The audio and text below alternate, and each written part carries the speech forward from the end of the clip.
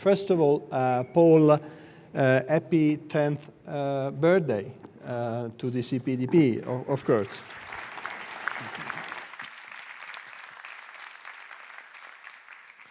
An esteemed New York Times journalist, Thomas Friedman, has just published a book about the speed of technological change. And the title is "Thank You for Being Late." You know how Italians are committed to timely be present. So I'm quoting this book since the book says that 2007 was one of the biggest moments for technology.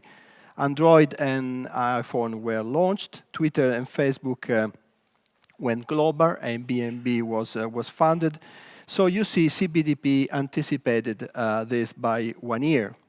And its short life has charted perhaps the most extraordinary decade for society, technology, privacy, and data protection. So once again, my sincere congratulations and thanks to Paul and to all your team who have put this together.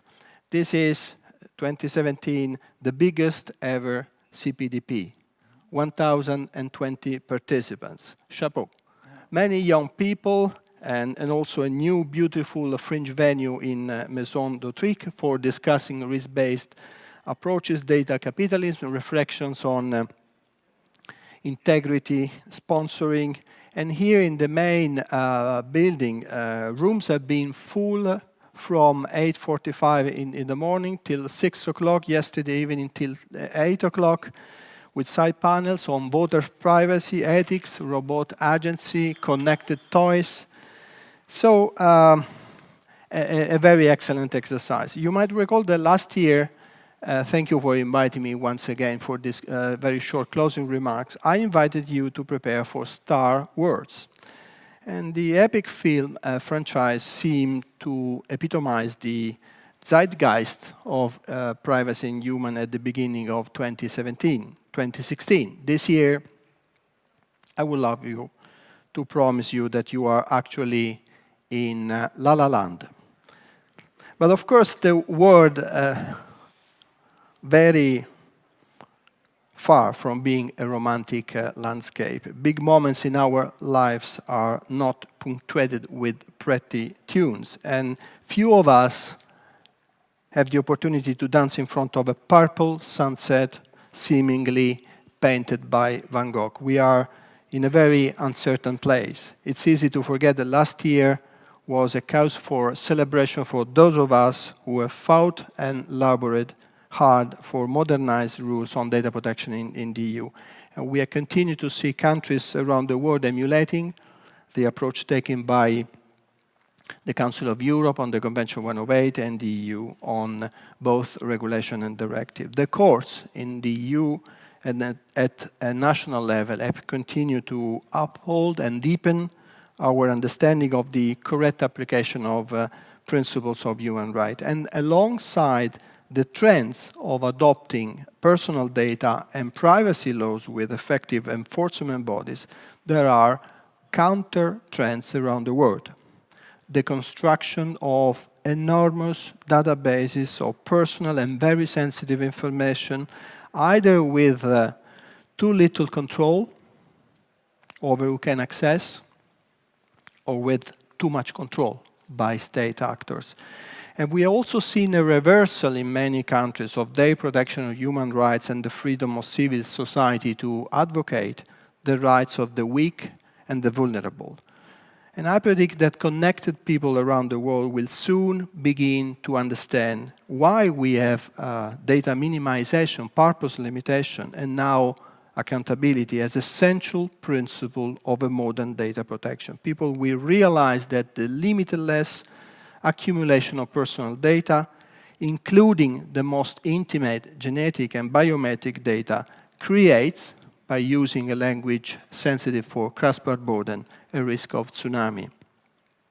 We cannot assume that the hands which use the data will use as benign as the hands which collected. And I hope we do this the easy way, not the hard way. Now is the time to think about values and turn them into reality on the grounds.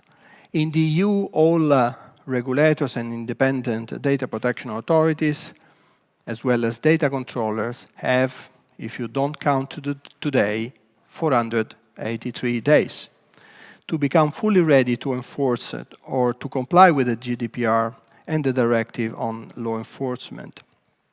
I expect also e-privacy regulation and the regulation about EU bodies to be enforced as well. It means in practice 322 working days, assuming you have the occasional day off. So we are approaching also, now let me have a spot on the DPS, the halfway point of our mandate. So in May this year, Wojciech Wieworowski and I will be relaunching our 5-year strategy.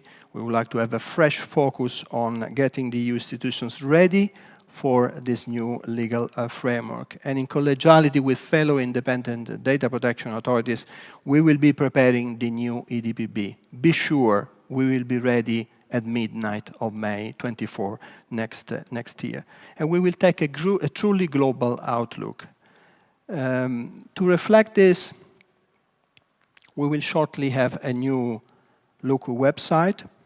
So if you go to our website now, you will find a short video about it. And I would like to also announce that in the week of 25th September this year in Hong Kong, in cooperation with the Belgian DPA, I saw Willem around, and also, I guess, the United Nations Special Rapporteur for Privacy, we will be hosting a side event, an important conference on prospect for global privacy, with experts from all regions of the world to take stock of where we are and where we should be going. And I hope many of you will be able to contribute. We had this week a lot of discussions about ethics and accountability, but we need to start to internalize the notion of accountability for far more important than box-ticking compliance. And we need to apply these principles to international data flows as well. I'm unable to predict the fate of Privacy Shield and other, important solutions decision, but Privacy Shield is just one potential bridge among many which need to be built in today's global society. Once again, the CPDP organizers have allowed space for an extraordinary cacophony of problems and trends in technology, in the commercial space and in the government, and the huge number of contributors and partners have been orchestrated into a magnificent symphony of potential solutions. My colleague Wojciech Wieworowski and I took part, he took part on an important panel on populism in politics and what it means for data protection and privacy. And therefore, we have another clear lesson from the events of last year. We have to start speaking perhaps a different and more direct language, not always easy for lawyers. And we have to start thinking about the real impact which current practices is having on ordinary women and children, men, people who have little interest in the details of human rights or data protection law, but who know what it feels like when their rights are infringed. People don't talk about data protection rights. They talk about their freedom to do what they want and to be left alone. And this is perhaps one of the challenges for this year. So to escape La La Land and get our hands dirty with the reality of people trying to navigate the digitized world, which they are expected more and more to inhabit.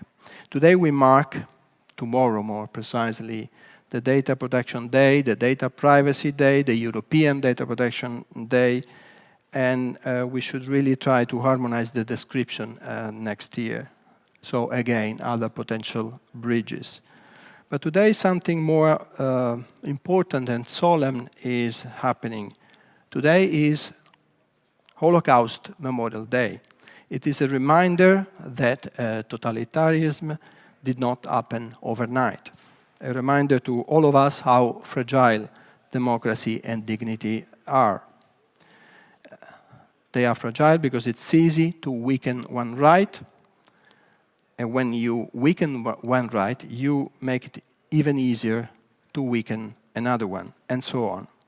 So we are all assembled here today, and I think we should work together to say human rights first. So let's build other privacy bridges where appropriate. We can make privacy great once again. So here's to the next 10 years of CPDP. What I can say else, apart from thank you for listening, have a safe journey home.